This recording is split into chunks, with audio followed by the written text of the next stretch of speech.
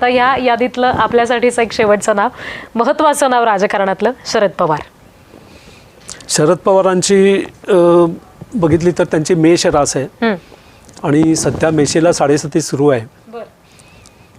त्यामुळे त्यांना बराचसा त्रास होतोय. त्यांच्या म्हणजे लोकप्रियता म्हणा किंवा एक लोकांचा असलेला त्यांना जो सपोर्ट आहे हा सुद्धा 7.5च्या दरम्यान, जेव्हा 7.5 म्हणजे सुरू झाली तेव्हापासूनच त्यांना तो जाणवतोय त्यांच्या कुंडलीच्या दृष्टीने बघितलं तर. आणि हा त्रास जो आहे तो 2027च्या दरम्यान, जून 27च्या दरम्यान त्यांना बराचसा काही ना काहीतरी प्रॉब्लेम, समस्या उद्भवतील. त्या जास्त करून शारीरिक राहतील असं पत्रिकेवरनं तरी दिसतंय. बर.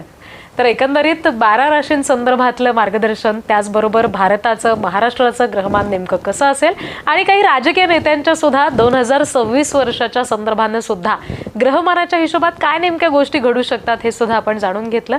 इतकं सविस्तरपणे तुम्ही आम्हाला मार्गदर्शन केलं. आज तुम्ही इथं आलात, तुमचा बहुमूल्य वेळ आम्हाला दिलात, यासाठी भावे गुरुजी तुमचे खूप खूप आभार.